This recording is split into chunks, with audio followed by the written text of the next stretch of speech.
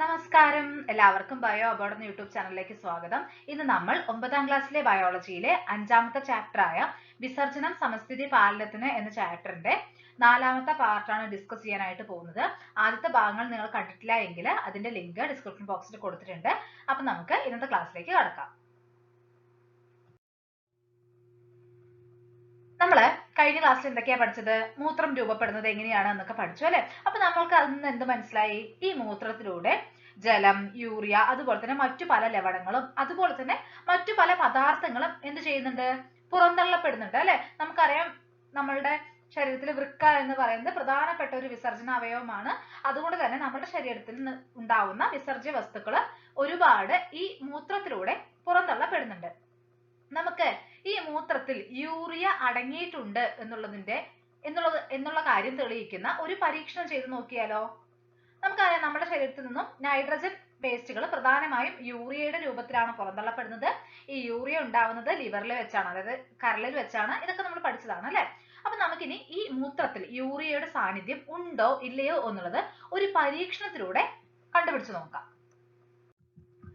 അപ്പോ ഒരു പരീക്ഷണം ചെയ്യുമ്പോൾ നമ്മൾ എപ്പോഴും അതിന്റെ ലക്ഷ്യം എന്താണ്, അതിനാവശ്യമുള്ള സാമഗ്രികൾ എന്തൊക്കെയാണ്, അതെല്ലാം ആ ഒരു ക്രമത്തിൽ നമ്മൾ എഴുതാറുണ്ട് അല്ലെ? ഒരു ആസൂത്രണ രേഖ തയ്യാറാക്കാറുണ്ട്. അപ്പൊ നമുക്കതൊന്ന് നോക്കാം. അപ്പൊ ഇവിടെ പ്രവർത്തനക്രമം മാത്രമേ തന്നിട്ടുള്ളൂ, ബാക്കിയുള്ള കാര്യങ്ങൾ നമ്മൾ എഴുതേണ്ടതാണ്. അത് എഴുതിയിട്ടുള്ള ഉത്തരം നെക്സ്റ്റ് ഞാൻ കാണിക്കുന്നുണ്ട്. അതിനു മുമ്പ് നമുക്ക് വെറുതെ ഒന്ന് പറഞ്ഞു നോക്കാം. അപ്പൊ നമ്മുടെ ലക്ഷ്യം എന്താണ്? മൂത്രത്തിലെ യൂറിയയുടെ സാന്നിധ്യം കണ്ടെത്തുക എന്നുള്ളതാണ് നമ്മളുടെ ലക്ഷ്യം അല്ലെ? അതിന് ആവശ്യമായിട്ടുള്ള സാമഗ്രികൾ ചോദിക്കുന്നുണ്ട്. ആ സാമഗ്രികൾ നമുക്ക് ഈ പ്രവർത്തനക്രമം വായിക്കുമ്പോൾ തന്നെ മനസ്സിലാവും. ടെസ്റ്റ് ട്യൂബ്, മൂത്രം, ഡ്രോപ്പർ, സോഡിയം ഹൈപ്പോബ്രോമൈറ്റ് ലായനി, ഇത്രയുമാണ് വേണ്ടത്. ഇനി പ്രവർത്തനക്രമം ഇവിടെ പറയുന്നുണ്ട്. ഒരു ടെസ്റ്റ് ട്യൂബിലേക്ക് 2 ml മൂത്രം എടുക്കുന്നു. എന്നിട്ട് അതിലേക്ക് നമ്മൾ സോഡിയം ഹൈപ്പോബ്രോമൈറ്റ് ലായനിയുടെ 4 മുതൽ 5 തുള്ളി വരെ ചേർക്കുന്നു. തുള്ളികളായി ചേർക്കേണ്ടത് കൊണ്ട് തന്നെ ഡ്രോപ്പർ ഉപയോഗിച്ചിട്ടാണ് ചേർക്കുന്നത്. ഡ്രോപ്പർ എന്ന് പറയുമ്പോൾ നിങ്ങൾ കുട്ടികൾക്കൊക്കെ തുള്ളി മരുന്ന് കൊടുക്കുന്നത് കണ്ടിട്ടില്ലേ? അതുപോലത്തെ ഡ്രോപ്പർ യൂസ് ചെയ്തിട്ട് നമ്മൾ 4 മുതൽ 5 തുള്ളി വരെ സോഡിയം ഹൈപ്പോബ്രോമൈറ്റ് ലായനി ഈ മൂത്രത്തിലേക്ക് ചേർക്കുന്നു. എന്നിട്ട് അവർ പറയുന്നത് നുരഞ്ഞു പൊന്തുന്നുണ്ടോ എന്ന് നിരീക്ഷിക്കുക എന്ന്. അപ്പൊ നമ്മൾ ഇങ്ങനെ ചേർക്കുന്ന സമയത്ത് നുരഞ്ഞു പൊന്തും. നിരീക്ഷണം എന്താണ്? കുമിളകൾ ഇങ്ങനെ നുരഞ്ഞു പൊന്തുന്നു എന്നാണ് നിരീക്ഷണം. കുമിളകൾ നുരഞ്ഞു പൊന്തുന്നു എന്നാണ് നിരീക്ഷണം. നിഗമനം എന്താണെന്ന് വെച്ച് കഴിഞ്ഞാല് മൂത്രത്തിൽ യൂറിയയുടെ സാന്നിധ്യം ഉണ്ട് എന്നുള്ളതാണ്. കാരണം അവിടെ നമ്മൾ നുരഞ്ഞു പൊന്തുന്നു എന്ന് പറഞ്ഞില്ലേ, അത് നൈട്രജൻ ആണ്. നൈട്രജൻ ആണ് ഈ കുമിളകളായിട്ട് ഇങ്ങനെ നുരഞ്ഞു പൊന്തിയത്. ഈ മൂത്രത്തിലേക്ക് സോഡിയം ഹൈപ്പോബ്രോമൈറ്റ് ചേർക്കുമ്പോൾ ആ മൂത്രത്തിലെ യൂറിയയുമായിട്ട് ഇത് പ്രവർത്തിക്കും. ഇത് പ്രവർത്തിച്ചിട്ട് യൂറിയയെ വിഘടിപ്പിച്ച് കാർബൺ ഡൈ ഓക്സൈഡും നൈട്രജനും ആക്കി മാറ്റുന്നു. അപ്പൊ ഈ ഉണ്ടായിട്ടുള്ള നൈട്രജൻ ആണ് പുറത്തേക്ക് വരുന്നത്. അപ്പൊ അവിടെ യൂറിയ ഉണ്ടായിരുന്നത് കൊണ്ടാണ് ആ നുരഞ്ഞു പൊന്തൽ നടന്നത്. സോ ഇതിന്റെ നിഗമനം എന്താണ്? അവിടെ യൂറിയ ഉണ്ട്, അല്ലെങ്കിൽ മൂത്രത്തിൽ യൂറിയയുടെ സാന്നിധ്യം ഉണ്ട് എന്നുള്ളതാണ്. അപ്പൊ നമുക്കിവിടെ ലക്ഷ്യം, ആവശ്യ സാമഗ്രികൾ, നിരീക്ഷണം, നിഗമനം, ഈ കാര്യങ്ങൾ ഇവിടെ എഴുതിയിട്ടുണ്ട്. അവിടെ ഓൾറെഡി പ്രവർത്തനക്രമം പറഞ്ഞല്ലോ. അപ്പൊ നിങ്ങൾ എഴുതുന്ന സമയത്ത് ആവശ്യമായ സാമഗ്രികൾ കഴിഞ്ഞ് എന്തെഴുതണം? പ്രവർത്തനക്രമം കൂടെ എഴുതണം. എന്നിട്ട് വേണം ഈ ബാക്കി കാര്യങ്ങൾ എഴുതാൻ. ഓക്കെ. വൃക്കകളും ആന്തര സമസ്ഥിതി പാലനവും. വൃക്കകൾക്ക് ആന്തര സമസ്ഥിതി പാലനത്തിൽ പ്രധാനമായിട്ടുള്ള ഒരു പങ്കുണ്ട്. നമുക്കറിയാം വൃക്കകൾ എന്ത് ചെയ്യുന്നുണ്ട്? രക്തത്തിൽ നിന്ന് മാലിന്യങ്ങളെ നീക്കം ചെയ്യുന്നുണ്ട് അല്ലെ? ഈ വൃക്ക ഇത്തരത്തിൽ മാലിന്യങ്ങളെ നീക്കം ചെയ്തില്ല എങ്കിൽ എന്ത് സംഭവിക്കും? ഈ മാലിന്യങ്ങൾ രക്തത്തിൽ ഇങ്ങനെ അടിഞ്ഞുകൂടുന്ന ഒരു അവസ്ഥ ഉണ്ടാവും. രക്തത്തിലെ മാലിന്യങ്ങൾ അടിഞ്ഞുകൂടി കഴിഞ്ഞാൽ നമ്മളുടെ ആന്തര സമസ്ഥിതി അല്ലേ അവിടെ താളം തെറ്റുന്നത്? ആന്തര സമസ്ഥിതി എന്ന് പറയുമ്പോൾ എന്താണ്? എല്ലാം കൃത്യമായിട്ട് നിലനിൽക്കുന്ന ആ ഒരു അവസ്ഥയാണ് അല്ലെ? അപ്പൊ അത് കൃത്യമായിട്ട് പാലിക്കേണ്ടതായിട്ടുണ്ട്. പക്ഷെ ഈ മാലിന്യങ്ങളൊക്കെ അടിഞ്ഞുകൂടി കഴിഞ്ഞാൽ ആ ആന്തര സമസ്ഥിതിയിൽ താളം തെറ്റലുണ്ടാവും. അതായത് അതിൽ വ്യതിയാനം സംഭവിക്കും. അപ്പൊ അത് ഒഴിവാക്കാനായിട്ട് ആര് സഹായിക്കുന്നുണ്ട്? വൃക്ക സഹായിക്കുന്നുണ്ട്. കാരണം വൃക്ക എന്ത് ചെയ്യുന്നുണ്ട്? ഈ മാലിന്യങ്ങളെയൊക്കെ നീക്കം ചെയ്യുന്നുണ്ട് അല്ലെ? ഈ വൃക്കകൾ ശരീരദ്രവങ്ങളുടെ ഗാഢത പരിപാലിക്കുന്നതിൽ പ്രധാന പങ്ക് വഹിക്കുന്നുണ്ട്. ശരീരദ്രവങ്ങൾ എന്ന് പറയുമ്പോൾ രക്തം, ലിംഫ് പോലെയുള്ള ദ്രവങ്ങൾ അല്ലെ? ഈ ശരീരദ്രവങ്ങളിലെ ഗാഢത, അതായത് വ്യത്യസ്ത പദാർത്ഥങ്ങളുടെ അളവ് ക്രമീകരിക്കുന്നതിൽ ഈ വൃക്കകൾക്ക് പ്രധാന പങ്കുണ്ട്. ഇവ എന്താ ചെയ്യുന്നുണ്ട് നോക്കൂ? രക്തത്തിലെ ജലത്തിന്റെയും ലവണങ്ങളുടെയും അളവ്, അതുപോലെ തന്നെ pH എന്നിവയൊക്കെ ക്രമീകരിക്കുന്നുണ്ട്. ഇപ്പോൾ രക്തത്തില് ജലത്തിന്റെ അളവ് കൂടുതലാണെന്ന് വിചാരിക്കുക. രക്തത്തില് ജലത്തിന്റെ അളവ് കൂടുതലാണ്. അപ്പോൾ വൃക്ക എന്ത് ചെയ്യും? മൂത്രത്തിലൂടെ കൂടുതൽ ജലം പുറന്തള്ളും. അപ്പോൾ എന്ത് സംഭവിക്കും? രക്തത്തിലെ ജലത്തിന്റെ അളവ് നോർമൽ ആവും അല്ലെ? അതുപോലെ തന്നെ ഇപ്പൊ ലവണങ്ങളുടെ അളവ് കൂടുതലായാലും ഇങ്ങനെ ചെയ്യും. അതുപോലെ പി എച്ചിൽ എന്തെങ്കിലും മാറ്റം വരുന്ന സമയത്ത് ഇപ്പൊ ഒരു പി എച്ച് കൃത്യമായിട്ട് മെയിൻറ്റെയിൻ ചെയ്യണമെങ്കിൽ ചില ലവണങ്ങൾ രക്തത്തിൽ നിലനിർത്തേണ്ടി വരും, ചിലത് അവിടെ നിന്ന് മാറ്റേണ്ടി വരും. അപ്പൊ അത് നോക്കിയിട്ട് ഏതൊക്കെയാണ് നിലനിർത്തേണ്ടത്, ഏതൊക്കെയാണ് ഒഴിവാക്കേണ്ടത് എന്നൊക്കെ മനസ്സിലാക്കിയിട്ട് അതിനനുസരിച്ച് വൃക്ക പ്രവർത്തിക്കുന്നു. അപ്പൊ എന്ത് സംഭവിക്കുന്നു? ആ പി എച്ച് കൃത്യമായിട്ട് തന്നെ മെയിൻറ്റെയിൻ ചെയ്യപ്പെടുന്നു, ആ ഒരു കൃത്യമായിട്ടുള്ള അളവിൽ തന്നെ ക്രമീകരിക്കപ്പെടുന്നു. ഓക്കെ, അപ്പോൾ വൃക്കകൾക്ക് ജലത്തിന്റെയും ലവണങ്ങളുടെയും അളവ് നിയന്ത്രിക്കുന്നതിലും അതുപോലെ തന്നെ പി എച്ച് നിയന്ത്രിക്കുന്നതിലും ഒക്കെ, രക്തത്തിലെ ജലത്തിന്റെയും ലവണങ്ങളുടെയും അളവ് നിയന്ത്രിക്കുന്നതിലും പി എച്ച് നിയന്ത്രിക്കുന്നതിലും ഒക്കെ വലിയ പങ്കുണ്ട്. നമുക്ക് അതെങ്ങനെയാണ് എന്നുള്ളത് നോക്കാം. ശരീരത്തിൽ വിവിധ ജീവൽ പ്രവർത്തനങ്ങളുടെ ഫലമായിട്ട് എന്തുണ്ടാവുന്നുണ്ട്? മാലിന്യങ്ങൾ ഉണ്ടാവുന്നുണ്ട്. ഈ മാലിന്യങ്ങൾ ശരീരത്തിൽ നിലനിന്ന് കഴിഞ്ഞാൽ അത് പ്രശ്നമാണ് അല്ലെ? അപ്പൊ ഈ മാലിന്യങ്ങൾ ഉണ്ടാവുമ്പോൾ അവിടെ ആ ആന്തര സമസ്ഥിതിയിൽ വ്യതിയാനം സംഭവിക്കുന്നുണ്ട് അല്ലെ? ആ മാലിന്യങ്ങൾ അപ്പൊ എന്ത് ചെയ്യണം? പുറന്തള്ളണം. അത് ആര് ചെയ്യുന്നുണ്ട്? വൃക്ക ചെയ്യുന്നുണ്ട്. അതുപോലെ തന്നെ ജലസന്തുലനം എങ്ങനെയാ നമ്മൾ പറഞ്ഞു. ഇപ്പോ രക്തത്തിൽ ജലത്തിന്റെ അളവ് കൂടുതലാണെങ്കിൽ കൂടുതൽ അളവിൽ വെള്ളം മൂത്രത്തിലൂടെ പുറത്തേക്ക് പോകുന്നു. അപ്പോ രക്തത്തിലെ ജലത്തിന്റെ അളവ് പഴയ അളവിലേക്ക്, അതായത് ക്രമീകരിക്കപ്പെടുന്നു, വേണ്ട അളവിലേക്ക് വരുന്നു. ഇനി രക്തത്തിലെ ജലത്തിന്റെ അളവ് കുറവാണെന്ന് വിചാരിക്കുക. അങ്ങനെ ഒരു സാഹചര്യമാണെങ്കിൽ എന്ത് ചെയ്യും? അപ്പോൾ മൂത്രത്തിലൂടെ ഒരുപാട് വെള്ളം പുറത്തേക്ക് പോകുമോ? ഇല്ല. ഒരുപാട് വെള്ളം പുറത്തേക്ക് പോയി കഴിഞ്ഞാൽ വീണ്ടും രക്തത്തിലെ ജലത്തിന്റെ അളവ് കുറയും. അപ്പൊ എന്ത് ചെയ്യും? ഈ മൂത്രം രൂപപ്പെടുന്ന സമയത്ത് മാക്സിമം വെള്ളത്തെ തിരിച്ച് ശരീരത്തിലേക്ക് തന്നെ എടുക്കും അല്ലെ? രക്തത്തിലേക്ക് തന്നെ ആഗിരണം ചെയ്യും, പുനരാഗിരണം ചെയ്യും. അപ്പോൾ പുറത്തു പോകുന്ന മൂത്രത്തിന് വെള്ളത്തിന്റെ അളവ് കുറവായിരിക്കും. അത് നമുക്കിപ്പോ നമ്മൾ വെള്ളം കുടിക്കുന്ന ഒരു കണക്ക് വെച്ച് നോക്കിക്കഴിഞ്ഞാൽ തന്നെ മനസ്സിലാവും. നമ്മൾ ഒരു ദിവസം വളരെ കുറവ് വെള്ളമേ കുടിച്ചുള്ളൂ എന്ന് വിചാരിക്കുക. അപ്പൊ അങ്ങനെയുള്ള സന്ദർഭങ്ങളിൽ പുറത്തു പോകുന്ന മൂത്രത്തിന്റെ അളവും കുറവായിരിക്കും അല്ലെ? നമ്മൾ ഒരുപാട് വെള്ളം കുടിക്കുന്നുണ്ടെങ്കിൽ അതിനനുസരിച്ച് നമ്മൾ മൂത്രം ഒഴിച്ചു പോകാറുണ്ട്. അപ്പോ നമുക്ക് അത് നോക്കുമ്പോൾ തന്നെ ആ ഒരു ജലസന്തുലനത്തിന് വേണ്ടിയിട്ട് എങ്ങനെയാണ് വൃക്ക സഹായിക്കുന്നത് എന്നുള്ളത് മനസ്സിലാവും. ഇനി ലവണ സന്തുലനം നമ്മളിപ്പോ ജലത്തിന്റെ കാര്യം പറഞ്ഞതുപോലെ തന്നെയാണ്. പിന്നെ പി എച്ച് ക്രമീകരണം എന്ന് പറഞ്ഞു കഴിഞ്ഞാൽ കൃത്യമായിട്ടുള്ള ഒരു പി എച്ച് നിലനിൽക്കണമെങ്കിൽ അതിന് ചില വസ്തുക്കളൊക്കെ രക്തത്തിൽ വേണം. അപ്പൊ പി എച്ച് കൂടിക്കഴിഞ്ഞാൽ എന്ത് ചെയ്യുന്നുണ്ടാവും? ഈ പി എച്ച് ക്രമീകരിക്കാൻ ആവശ്യം ആയിട്ട് ഉള്ള വസ്തുക്കളെയൊക്കെ രക്തത്തിൽ നിലനിർത്തി, ഇനി അത് പി എച്ച് കൂടാൻ കാരണം ഏതെങ്കിലും ഒരു പദാർത്ഥം കൂടുതലായിട്ടുള്ളത് കൊണ്ടായിരിക്കും. അപ്പൊ എന്ത് ചെയ്യുന്നു? ആ പദാർത്ഥത്തെ കൂടുതലായിട്ട് പുറന്തള്ളുന്നു. അപ്പൊ പി എച്ച് പഴയ അവസ്ഥയിലേക്ക് വരും. അപ്പൊ അങ്ങനെ ഇപ്പൊ നമ്മൾ ജലത്തിന്റെയും ലവണത്തിന്റെയും ഒക്കെ കാര്യം പറഞ്ഞതുപോലെ തന്നെ പി എച്ചും ക്രമീകരിക്കപ്പെടുന്നുണ്ട്. അപ്പൊ ഇങ്ങനെയൊക്കെ ചെയ്യുന്നതിലൂടെ എന്ത് സംഭവിക്കുന്നു? ആന്തര സമസ്ഥിതി പാലിക്കപ്പെട്ട നിലയിൽ തന്നെ നിൽക്കുന്നു. അപ്പൊ ഈ ജീവൽ പ്രവർത്തനങ്ങൾ ഇങ്ങനെ നടന്നുകൊണ്ടേയിരിക്കുന്നുണ്ട് അല്ലെ? അപ്പോ ഈ മാലിന്യങ്ങൾ ഉണ്ടായിക്കൊണ്ടേയിരിക്കുന്നുണ്ട്. അതിങ്ങനെ വൃക്കയിലൂടെ പുറന്തള്ളപ്പെടുകയും ചെയ്യുന്നുണ്ട്. അപ്പൊ അതിനനുസരിച്ച് നമ്മുടെ ആന്തര സമസ്ഥിതി പാലിക്കപ്പെട്ട നിലയിൽ തന്നെ തുടരുന്നു. അപ്പൊ വൃക്കകൾ കൃത്യമായിട്ട് പ്രവർത്തിക്കുന്നില്ല എങ്കിൽ ആന്തര സമസ്ഥിതിയിൽ പ്രശ്നം ഉണ്ടാവാൻ അത് കാരണമാകും അല്ലെ? നമുക്കിനി വൃക്ക രോഗങ്ങളെ കുറിച്ച് നോക്കാം. ആരോഗ്യശീലങ്ങളിൽ ഉണ്ടാവുന്ന മാറ്റങ്ങൾ, അതുപോലെ തന്നെ ജീവിത ശൈലിയിൽ ഉണ്ടാവുന്ന മാറ്റങ്ങൾ, അതുപോലെ അണുബാധകൾ ഒക്കെ വൃക്കകളുടെ രോഗത്തിന് കാരണമാവാം. തെറ്റായ ആരോഗ്യശീലങ്ങൾ, തെറ്റായ ജീവിതശൈലി, അതുപോലെ തന്നെ രോഗാണുബാധ, ഇവയൊക്കെ വൃക്ക രോഗങ്ങൾ ഉണ്ടാക്കാൻ കാരണമാവുന്നുണ്ട്. നമുക്ക് ചില വൃക്ക രോഗങ്ങളെ കുറിച്ച് നോക്കാം. അതിൽ ആദ്യം പറയുന്നത് നെഫ്രൈറ്റിസ് ആണ്. നെഫ്രൈറ്റിസ് എന്ന് പറഞ്ഞു കഴിഞ്ഞാൽ വൃക്കകൾക്ക് ഉണ്ടാവുന്ന വീക്കമാണ്. ഇത് വിഷബാധ മൂലമാവാം അല്ലെങ്കിൽ അണുബാധ മൂലമാവാം. അണുബാധ മൂലമോ വിഷബാധ മൂലമോ വൃക്കകൾക്ക് വീക്കം ഉണ്ടാവുന്നതിനെയാണ് നമ്മൾ നെഫ്രൈറ്റിസ് എന്ന് പറയുന്നത്. അതിന്റെ ലക്ഷണങ്ങൾ നോക്കൂ. കലങ്ങിയതും കടും നിറം ഉള്ളതുമായിട്ടുള്ള മൂത്രമായിരിക്കും. അതുപോലെ തന്നെ പുറം വേദന ഉണ്ടാവും, പനി, അതുപോലെ മുഖത്തും കണങ്കാലിലൊക്കെ വീക്കം ഉണ്ടാവും. ഇതൊക്കെ നെഫ്രൈറ്റിസിന്റെ ലക്ഷണങ്ങളാണ്. ഇനി വൃക്കയിലെ കല്ല്, നിങ്ങൾ ഒരുപക്ഷെ മൂത്രത്തിലെ കല്ല് എന്ന് കോമൺ ആയിട്ട് കേട്ടിട്ടുണ്ടാവും അല്ലെ? ഈ വൃക്കയിലെ കല്ല് എന്ന് പറയുന്നത് എങ്ങനെയാ ഉണ്ടാവുന്നത് അറിയുമോ? കാൽസ്യം ലവണങ്ങൾ അടിഞ്ഞുകൂടിയിട്ടാണ് ഉണ്ടാവുന്നത്. വൃക്കയിലോ അല്ലെങ്കിൽ മൂത്രപഥത്തിലോ കാൽസ്യം ലവണങ്ങൾ തരികളായി അടിഞ്ഞുകൂടി ഉണ്ടാവുന്ന രോഗമാണ് വൃക്കയിലെ കല്ല് എന്ന് പറയുന്നത്. അതിന്റെ ലക്ഷണങ്ങൾ എന്തൊക്കെയാണ്? അടിവയറ്റിൽ വേദന ഉണ്ടാവും, മൂത്രതടസ്സം ഉണ്ടാവുന്നു, തലകറക്കം, ഛർദി, ഇതെല്ലാം വൃക്കയിലെ കല്ലിന്റെ ലക്ഷണങ്ങളാണ്.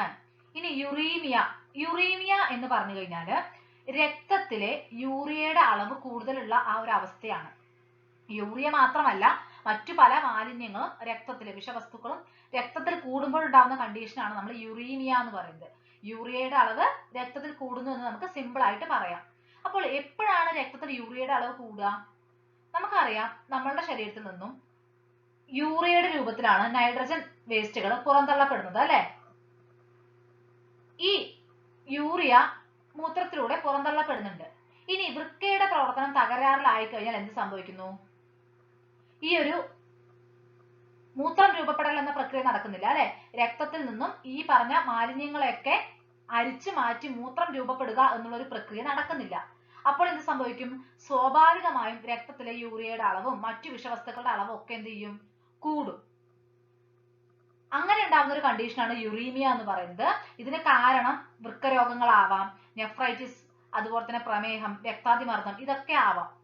ഇതെല്ലാം കൊണ്ട് യുറീമിയ എന്നുള്ളൊരു കണ്ടീഷൻ ഉണ്ടാവാം. യുറീമിയ എന്ന് പറയുന്നത് വൃക്ക കൃത്യമായി പ്രവർത്തിക്കാതെ വരുമ്പോൾ ഉണ്ടാകുന്ന ഒരു കണ്ടീഷനാണ്. ഓക്കെ, യൂറിയ കൃത്യമായിട്ട് രക്തത്തിൽ നിന്നും നീക്കം ചെയ്യപ്പെടുന്നില്ല. യൂറിയ മൂത്രത്തിലൂടെയാണ് പുറത്തു പോകുന്നത്. അപ്പൊ യൂറിയ നീക്കം ചെയ്യപ്പെടുന്നില്ല എങ്കിൽ എന്ത് സംഭവിക്കുന്നു? രക്തത്തിൽ അതിങ്ങനെ കൂടുന്നു. ആ ഒരു കണ്ടീഷനാണ് യുറീമിയ. അതിന്റെ ലക്ഷണങ്ങൾ നോക്കൂ. വിളർച്ച ഉണ്ടാവാം, ശരീരഭാരം കുറയാം, തലകറക്കം ഉണ്ടാവാം, അതുപോലെ തന്നെ ശ്വാസ തടസ്സം, വയറിളക്കം, മൂത്രോത്പാദനം ക്രമേണ നിലയ്ക്കുന്ന ഒരു അവസ്ഥ തന്നെ ഉണ്ടാവാം. അപ്പൊ നോക്കൂ, മൂത്രം കൃത്യമായിട്ട് ഉൽപ്പാദിപ്പിക്കപ്പെട്ടിട്ടില്ലെങ്കിൽ എന്ത് സംഭവിക്കും? നമ്മളുടെ ശരീരത്തിലെ അല്ലെങ്കിൽ രക്തത്തിലെ മാലിന്യങ്ങളുടെ അളവ് കൂടും അല്ലെ. അപ്പോൾ നമ്മളിപ്പോ വ്യത്യസ്ത വൃക്കരോഗങ്ങളെ കുറിച്ചാണ് പഠിച്ചത്. ഇനി നമുക്ക് വൃക്കരോഗികളിൽ ചെയ്യുന്ന ഹീമോഡയാലിസിസ് എന്ന പ്രക്രിയയെ കുറിച്ച് നോക്കാം. ഡയാലിസിസ് എന്നുള്ളത് നിങ്ങൾ കോമൺ ആയിട്ട് കേട്ടിട്ടുണ്ടാവും അല്ലെ. ഡയാലിസിസ് ചെയ്തു അല്ലെങ്കിൽ ഡയാലിസിസിന് പോവുകയാണ്, അതുപോലെ തന്നെ ഡയാലിസിസ് കേന്ദ്രങ്ങൾ പുതുതായി തുറന്നു, അങ്ങനെയൊക്കെ നിങ്ങൾ കേട്ടിട്ടുണ്ടാവും. എന്താണ് ഈ ഡയാലിസിസ് അല്ലെങ്കിൽ ഹീമോഡയാലിസിസ് എന്ന് പറയുന്നത്? ഇപ്പോൾ ഒരു വ്യക്തിയുടെ വൃക്കകൾ രണ്ടും പൂർണ്ണമായും തകരാറിലായി എന്ന് വിചാരിക്കുക. അപ്പോൾ അവർക്ക് എന്തിനുള്ള കഴിവില്ല? അവരുടെ ശരീരത്തിലെ ആ രക്തത്തിൽ നിന്നും മാലിന്യങ്ങളെ നീക്കം ചെയ്യാനുള്ള കഴിവില്ല. അപ്പോ അങ്ങനെ വരുന്ന സന്ദർഭത്തിൽ എന്ത് ചെയ്യുന്നു? ഈ രക്തത്തിൽ നിന്നും മാലിന്യങ്ങളെ നീക്കാനായിട്ട് ഒരു കൃത്രിമ വൃക്ക യൂസ് ചെയ്യുന്നു. കൃത്രിമ വൃക്ക എന്ന് പറയുമ്പോൾ നിങ്ങൾ വൃക്ക പോലത്തെ ഒരു അവയവമാണ് എന്ന് തെറ്റിദ്ധരിക്കരുത്. അതൊരു മെഡിക്കൽ എക്യുപ്മെന്റ് ആണ്, ഒരു മെഷീൻ പോലത്തെ ഒരു സംഗതിയാണ്. അതിലൂടെ രക്തത്തെ കടത്തിവിട്ട് രക്തത്തെ ശുദ്ധീകരിക്കുന്നു. ആ ഒരു പ്രക്രിയയാണ് ഹീമോഡയാലിസിസ് എന്ന് പറയുന്നത്. കൃത്രിമ വൃക്കയിലൂടെ രക്തം കടത്തിവിട്ട് ശുദ്ധീകരിക്കുന്ന പ്രക്രിയയാണ് ഹീമോഡയാലിസിസ്. ആദ്യമായിട്ട് ഈ കൃത്രിമ വൃക്ക ഡെവലപ്പ് ചെയ്തെടുത്തത്, രൂപകൽപ്പന ചെയ്തത് ഡച്ച് ഡോക്ടറായ വില്യം ജോഹാൻ കോഫ് ആണ്. വില്യം ജോഹാൻ കോഫ് ആണ് ആദ്യമായിട്ട് കൃത്രിമ വൃക്ക രൂപകൽപ്പന ചെയ്തത്. ഇതാണ് ആ കൃത്രിമ വൃക്ക എന്ന് പറയുന്നത്. ഈ ഒരു ഉപകരണം ഉപയോഗിച്ചാണ് നമ്മൾ എന്ത് ചെയ്യുന്നത്? രക്തത്തിലെ മാലിന്യങ്ങളൊക്കെ നീക്കം ചെയ്യുന്നത്. അപ്പോ നമുക്കറിയാം, വൃക്കയിലേക്ക് വൃക്കാധമനിയിലൂടെ രക്തം എത്തുന്നു. ആ രക്തത്തിൽ നിന്നുള്ള മാലിന്യങ്ങളെയൊക്കെ നീക്കം ചെയ്ത് രക്തം തിരിച്ച് വൃക്കാസിരയിലൂടെ പുറത്തേക്ക് പോകുന്നു. അതാണ് അവിടെ നടക്കുന്നത് അല്ലെ. ഇവിടെയും ഇതുപോലെ തന്നെ നമ്മൾ ഒരു ധമനിയിൽ നിന്നും രക്തം എടുക്കുന്നു, ആ രക്തത്തിലെ മാലിന്യങ്ങളൊക്കെ നീക്കം ചെയ്യുന്നു, എന്നിട്ട് തിരിച്ച് സിരയിലേക്ക് കൊടുക്കുന്നു. അപ്പോൾ ഏതെങ്കിലും കൺവീനിയന്റ് ആയിട്ടുള്ള ഏതെങ്കിലും ഒരു ധമനിയിൽ നിന്നാണ് നമ്മൾ രക്തം എടുക്കുക. സാധാരണഗതിയിൽ കയ്യിൽ നിന്നാണ് ഈ രക്തം എടുക്കുന്നത്. അപ്പോൾ ആ രക്തത്തെ നമ്മൾ ഈ ഡയാലിസിസ് യൂണിറ്റിലേക്ക് കടത്തി വിടുകയാണ് ചെയ്യുന്നത്. രക്തം കട്ട പിടിക്കാതിരിക്കുന്നതിന് വേണ്ടി, രക്തം കട്ട പിടിക്കുന്നത് തടയുന്നതിന് വേണ്ടി ഹെപ്പാരിൻ ചേർത്തിട്ടുള്ള രക്തമാണ് നമ്മൾ, അതായത് ഹെപ്പാരിൻ ചേർക്കുന്നുണ്ടാവും നമ്മൾ ഇവിടെ ഈ രക്തം കൊടുക്കുന്ന സമയത്ത്. ആ ഹെപ്പാരിൻ ചേർത്ത രക്തമാണ് ഇതിലേക്ക് കടത്തിവിടുന്നത്. കാരണം രക്തം കട്ട പിടിക്കരുതല്ലോ. ഇവിടെ എവിടെയെങ്കിലും ചെന്ന് രക്തക്കട്ട രൂപപ്പെട്ട് കഴിഞ്ഞാൽ പിന്നെ ഈ പ്രക്രിയ നടക്കില്ല അല്ലെ. അപ്പൊ അതുകൊണ്ട് തന്നെ രക്തം കട്ട പിടിക്കുന്നത് തടയാനായി ഹെപ്പാരിൻ ചേർത്തിട്ടുള്ള രക്തത്തെ നമ്മൾ ഇതിലൂടെ കടത്തിവിടുന്നു. ഇതിലൂടെ കടന്നു പോകുന്ന സമയത്ത് ഇവിടെ കണ്ടില്ലേ ഡയാലിസിസ് ദ്രാവകം കാണുന്നുണ്ട് അല്ലെ. ഈ കോയിലുകൾക്കിടയിൽ ഈ ഡയാലിസിസ് ദ്രാവകം ഉണ്ട്. അപ്പൊ രക്തം ഇതിലൂടെ കടന്നു പോകുമ്പോൾ ഈ രക്തത്തിലെ മാലിന്യങ്ങൾ ഡയാലിസിസ് ദ്രാവകത്തിലേക്ക് ഡിഫ്യൂഷൻ വഴി കടന്നു പോകും. അതായത് ഈ രക്തത്തില് മാലിന്യങ്ങളുടെ അളവൊക്കെ കൂടുതലാണ് അല്ലെ. എന്നാൽ ഈ ഡയാലിസിസ് ദ്രാവകത്തിൽ ആ മാലിന്യങ്ങളൊന്നും ഉണ്ടാവില്ല. അപ്പോൾ എന്ത് സംഭവിക്കുന്നു? ഡിഫ്യൂഷനിലൂടെ ഈ രക്തത്തിൽ നിന്നും ഇവിടെ ചെറിയ സുഷിരങ്ങൾ ഉണ്ടാവും. ആ സുഷിരങ്ങളിലൂടെ ഈ മാലിന്യങ്ങൾ ഗാഢത കൂടിയ ഭാഗത്ത് നിന്നും ഗാഢത കുറഞ്ഞ ഭാഗത്തേക്ക് കടന്നു പോകുന്നു. രക്തത്തിലാണ് ഈ മാലിന്യങ്ങളുടെ ഗാഢത കൂടുതൽ, അതുകൊണ്ട് തന്നെ അവിടെ നിന്നും ഈ ഡയാലിസിസ് ദ്രാവകത്തിലേക്ക് ഈ മാലിന്യങ്ങൾ പോകുന്നു. അപ്പോൾ രക്തത്തിലെ മാലിന്യങ്ങളൊക്കെ നീക്കം ചെയ്യപ്പെട്ടു അല്ലെ. എന്നിട്ട് ആ രക്തം തിരിച്ച് നമ്മൾ എങ്ങോട്ടേക്ക് കയറ്റുന്നു? ഈ സിരയിലേക്ക് കയറ്റിവിടുന്നു, അതായത് കടത്തിവിടുന്നു. അപ്പോൾ നമ്മളിവിടെ ഹെപ്പാരിൻ ചേർത്തിട്ടുണ്ട് അല്ലെ. ആ ഹെപ്പാരിൻ ചേർത്ത രക്തം തന്നെ തിരിച്ച് കയറ്റി കഴിഞ്ഞാൽ എന്ത് സംഭവിക്കും? നമ്മളുടെ രക്തം കട്ട പിടിക്കില്ല. പിന്നീട് എപ്പോഴെങ്കിലും ഒരു മുറിവൊക്കെ ഉണ്ടായി കഴിഞ്ഞാൽ രക്തം പോയിക്കൊണ്ടേയിരിക്കും. അപ്പോൾ അതുകൊണ്ട് തന്നെ നമ്മൾ തിരിച്ച് സിരയിലേക്ക് കയറ്റുന്നതിന് മുമ്പ് ആന്റി ഹെപ്പാരിൻ ചേർക്കും. ഹെപ്പാരിന്റെ വിപരീത പ്രവർത്തനം ചെയ്യാൻ കഴിവുള്ള ആന്റി ഹെപ്പാരിൻ നമ്മളിവിടെ ചേർക്കുന്നു. ഓക്കെ, അതിവിടെ പറയുന്നില്ല, പക്ഷെ നിങ്ങൾക്ക് മനസ്സിലാക്കി വെക്കാനായിട്ട് പറഞ്ഞതാണ്. അപ്പോൾ നമ്മൾ ധമനിയിൽ നിന്നും മാലിന്യങ്ങളുടെ അളവ് കൂടുതലുള്ള രക്തത്തെ ഡയാലിസിസ് യൂണിറ്റിലേക്ക് കടത്തിവിടുന്നു. ഡയാലിസിസ് യൂണിറ്റിൽ വെച്ച് എന്ത് സംഭവിക്കുന്നു? ഈ രക്തത്തിൽ നിന്നുമുള്ള മാലിന്യങ്ങൾ ഡയാലിസിസ് ദ്രാവകത്തിലേക്ക് ഡിഫ്യൂഷൻ വഴി പോകുന്നു. അതായത് ഗാഢത കൂടിയ ഭാഗത്ത് നിന്നും മാലിന്യങ്ങൾ ഗാഢത കുറഞ്ഞ ഭാഗത്തേക്ക് പോകുന്നു. ഓക്കെ, ഡയാലിസിസ് ദ്രാവകത്തില് മാലിന്യങ്ങൾ ഉണ്ടാവില്ല. അപ്പൊ എന്ത് ചെയ്യുന്നു? ഈ മാലിന്യങ്ങൾ കൂടുതലുള്ള രക്തത്തിൽ നിന്നും മാലിന്യങ്ങൾ ഡയാലിസിസ് ദ്രാവകത്തിലേക്ക് പോകുന്നു. മറ്റ് രക്തത്തിലെ ഭാഗങ്ങളൊന്നും പോവില്ല കേട്ടോ, ഈ മാലിന്യങ്ങൾ മാത്രമാണ് പോകുന്നത്. എന്നിട്ട് തിരിച്ച് ഈ ശുദ്ധീകരിക്കപ്പെട്ടിട്ടുള്ള രക്തത്തെ നമ്മൾ സിരയിലൂടെ ശരീരത്തിലേക്ക് തന്നെ കടത്തിവിടുന്നു. ഇനി നമുക്ക് വൃക്ക മാറ്റിവെക്കലിനെ കുറിച്ച് നോക്കാം. നിങ്ങൾ കേട്ടിട്ടുണ്ടാവും അല്ലെ, വൃക്ക മാറ്റിവെക്കലിനെ കുറിച്ചൊക്കെ ഒരുപാട് പത്രവാർത്തകളും ഒക്കെ കേട്ടിട്ടുണ്ടാവും. അപ്പോ എപ്പോഴാണ് ഈ വൃക്ക മാറ്റിവെക്കൽ എന്ന ആ ഒരു പ്രക്രിയ നടത്തുന്നത്?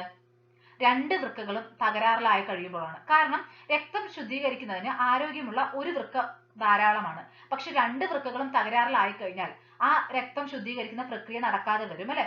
അങ്ങനെ ഒരു സാഹചര്യത്തിൽ എന്ത് ചെയ്യുന്നു? ജീവൻ നിലനിർത്തുന്നതിന് വേണ്ടി മറ്റൊരാളിൽ നിന്നും പ്രവർത്തനക്ഷമമായിട്ടുള്ള വൃക്ക സ്വീകരിക്കുന്നു. അതാണ് വൃക്ക മാറ്റിവെക്കൽ എന്ന് പറയുന്നത്. മറ്റൊരു വ്യക്തിയുടെ വൃക്ക എടുത്ത് ഒരു വ്യക്തിയിലേക്ക് വെക്കുകയാണ് ചെയ്യുന്നത്. അപ്പൊ ഇവിടെ ഈ ചിത്രത്തിൽ നിങ്ങൾക്ക് പഴയ വൃക്ക അവിടെ തന്നെ കാണാൻ സാധിക്കുന്നുണ്ട് അല്ലെ. മാറ്റിവെച്ച വൃക്ക ഇവിടെയുണ്ട്, അതായത് ആരോഗ്യപൂർണ്ണമായിട്ടുള്ള വൃക്ക. എന്നാൽ തകരാറിലായ വൃക്ക അവിടെ തന്നെ ഉണ്ട്. ഈ വൃക്ക മാറ്റിവെക്കുന്ന സമയത്ത് പഴയ വൃക്ക നീക്കം ചെയ്യില്ല. പകരം പുതിയ വൃക്ക ഇവിടെ പഴയ വൃക്കയുടെ കുറച്ച് താഴത്തായിട്ടാണ് വെക്കുന്നത്. എന്നിട്ട് അവയെ നമ്മൾ എന്താണ്, ഈ വൃക്കാധമനിയും വൃക്കാസിരയുമായിട്ടൊക്കെ ഘടിപ്പിക്കുന്നു. അതുപോലെ തന്നെ ഈ വൃക്കയും അതുപോലെ തന്നെ മൂത്രസഞ്ചിയുമായിട്ട് ഘടിപ്പിക്കാൻ ഈ പുതുതായിട്ട് വരുന്ന ആ വൃക്കയിലെ മൂത്രവാഹി ഉപയോഗിക്കുന്നു. നമ്മളിപ്പോ തൊട്ടു മുമ്പേ പറഞ്ഞ കാര്യം തന്നെയാണ് ഇവിടെ പറയുന്നത്. വൃക്ക മാറ്റിവെക്കുന്ന സമയത്ത് പ്രവർത്തനരഹിതമായിട്ടുള്ള ആ പഴയ വൃക്കകൾ നീക്കം ചെയ്യാതെ പുതിയ വൃക്ക ആ പഴയ വൃക്കയുടെ താഴെയായിട്ടാണ് വെക്കുന്നത്. വൃക്കാധമനിയുമായും വൃക്കാസിരയുമായിട്ടും ഈ വൃക്കയെ ബന്ധിപ്പിക്കുന്നു. അതുപോലെ തന്നെ പുതിയ വൃക്കയുടെ മൂത്രവാഹി സ്വീകർത്താവിന്റെ മൂത്രസഞ്ചിയുമായിട്ട് ബന്ധിപ്പിക്കുന്നു. ആദ്യമായിട്ട് വൃക്ക മാറ്റിവെക്കൽ ശസ്ത്രക്രിയ നടത്തിയത് ഡോക്ടർ ജോസഫ് ഇമുറയാണ്. ഇതൊക്കെ ജസ്റ്റ് നിങ്ങൾക്ക് മനസ്സിലാവാൻ വേണ്ടി പറയുന്ന കാര്യങ്ങളാണ് കേട്ടോ, എക്സ്ട്രാ മനസ്സിലാക്കാനായിട്ട് പറയുന്ന കാര്യങ്ങളാണ്. ആരുടെയൊക്കെ വൃക്കകളാണ് സാധാരണഗതിയിൽ മാറ്റിവെക്കാനായിട്ട് ഉപയോഗിക്കാറുള്ളത്? പൂർണ്ണ ആരോഗ്യവാനായിരിക്കുന്ന വ്യക്തികൾ തന്നെ വൃക്കദാനം ചെയ്യാറുണ്ട് അല്ലെ. ഇപ്പൊ അടുത്ത കുടുംബാംഗങ്ങൾക്കോ അങ്ങനെയൊക്കെ വൃക്കദാനം ചെയ്യുന്നത് നിങ്ങൾ ഒരുപക്ഷെ വാർത്തകളിലൊക്കെ കണ്ടിട്ടുണ്ടാവും. അതുപോലെ തന്നെ അപകട മരണം സംഭവിച്ചിട്ടുള്ള വ്യക്തികളിൽ നിന്നും ഇത്തരത്തിൽ വൃക്കയൊക്കെ മാറ്റിവെക്കാറുണ്ട്. പല അവയവങ്ങളും മറ്റുള്ളവർക്ക് ദാനം ചെയ്തതിനെ കുറിച്ചൊക്കെ നിങ്ങൾ വാർത്തകളിലൊക്കെ കണ്ടിട്ടുണ്ടാവില്ലേ. അതുപോലെ ഈ അപകട മരണത്തിലൊക്കെ പെട്ടവരുടെ വൃക്കയൊക്കെ മാറ്റിവെക്കാറുണ്ട്. പക്ഷെ എല്ലാവർക്കും എല്ലാവരുടെയും വൃക്ക സ്വീകരിക്കാൻ പറ്റുമോ? ഇല്ല. ഒരു വ്യക്തിക്ക് ഇപ്പോൾ വൃക്ക തകരാറിലാണ്, അദ്ദേഹത്തിന് ഒരു വൃക്ക സ്വീകരിക്കണമെങ്കിൽ അത് എല്ലാവരിൽ നിന്നും പറ്റില്ല. രക്തഗ്രൂപ്പ് ചേരണം, അതുപോലെ തന്നെ കലകളുടെ പൊരുത്തവും ഒക്കെ നോക്കിയാണ് ഇത്തരത്തിൽ വൃക്ക മാറ്റിവെക്കൽ നടത്തുന്നത്. വൃക്ക മാറ്റിവെക്കൽ മാത്രമല്ല, അവയവങ്ങളൊക്കെ മാറ്റിവെക്കുന്ന സമയത്ത് ഈ കാര്യങ്ങളൊക്കെ ശ്രദ്ധിക്കേണ്ടതായിട്ടുണ്ട്. കാരണം പൊരുത്തമില്ലാത്തത് വെച്ച് കഴിഞ്ഞാൽ നമ്മുടെ ശരീരം അതിനെതിരെ പ്രതികരിക്കും. ആ പ്രതികരണത്തിന്റെ ഭാഗമായിട്ട് ഒരുപാട് പ്രശ്നങ്ങൾ ഉണ്ടാകും. അപ്പൊ അതുകൊണ്ടാണ് അങ്ങനെ പൊരുത്തം നോക്കിയിട്ട് ഈ അവയവങ്ങളൊക്കെ മാറ്റിവെക്കുന്നത്. ഇപ്പൊ നമ്മുടെ ശരീരത്തിനകത്തേക്ക് ഏതൊരു വസ്തുവും പുറത്തുനിന്ന് വന്നു കഴിഞ്ഞാൽ അതിനെതിരെ നമ്മുടെ ശരീരം പ്രതികരിക്കും. ഇപ്പൊ ബാക്ടീരിയ, വൈറസ് പോലുള്ള വസ്തുക്കളൊക്കെ നമ്മുടെ ശരീരത്തിനകത്തേക്ക് എത്തുമ്പോൾ പനിയൊക്കെ ഉണ്ടാവാറില്ലേ, അതൊക്കെ ഈ പ്രതികരണത്തിന്റെ ഭാഗമായിട്ടാണ്. അപ്പൊ ഇത്തരത്തിൽ നമ്മുടെ ശരീരം എന്തിനോടും പ്രതികരിക്കും അല്ലെ. അപ്പൊ ഒരു അവയവം തന്നെ പുറത്തുനിന്ന് കൊണ്ടുവന്ന് വെച്ച് കഴിഞ്ഞാലോ സ്വാഭാവികമായും നമ്മുടെ ശരീരം അതിനെതിരെയും പ്രതികരിക്കും. അപ്പോ അത്തരത്തിലുള്ള പ്രതികരണം ഇതിപ്പോ ചേരാത്തതൊന്നും കൊണ്ടെന്ന് വെച്ച് കഴിഞ്ഞാൽ വലിയ പ്രശ്നങ്ങൾ ഉണ്ടാവും. അപ്പൊ ആ പ്രശ്നങ്ങളൊക്കെ കുറയ്ക്കാൻ വേണ്ടിയാണ് രക്തഗ്രൂപ്പും കലകളുടെ പൊരുത്തവും ഒക്കെ നോക്കിയിട്ട് ഇത്തരത്തിൽ വൃക്ക മാറ്റിവെക്കലൊക്കെ നടത്തുന്നത്. നമുക്കിനി ബാക്കി ഭാഗങ്ങൾ അടുത്ത ക്ലാസ്സിൽ നോക്കാം. നിങ്ങൾക്ക് എല്ലാവർക്കും ഈ ഒരു ക്ലാസ് മനസ്സിലായി എന്ന് വിചാരിക്കുന്നു. എന്തെങ്കിലും സംശയങ്ങളോ അഭിപ്രായങ്ങളൊക്കെ ഉണ്ടെങ്കിൽ കമന്റ് ചെയ്യണം. അതുപോലെ തന്നെ നിങ്ങൾക്ക് ഈ ഒരു വീഡിയോ ഹെൽപ്ഫുൾ ആയിട്ട് തോന്നിക്കഴിഞ്ഞാൽ നിങ്ങളുടെ കൂട്ടുകാർക്ക് എല്ലാവർക്കും ഷെയർ ചെയ്ത് കൊടുക്കാനും ബയോ അബോർഡ് എന്ന ചാനൽ സബ്സ്ക്രൈബ് ചെയ്തിട്ടില്ല എങ്കിൽ സബ്സ്ക്രൈബ് ചെയ്യാനും മറക്കരുത്. Thank you.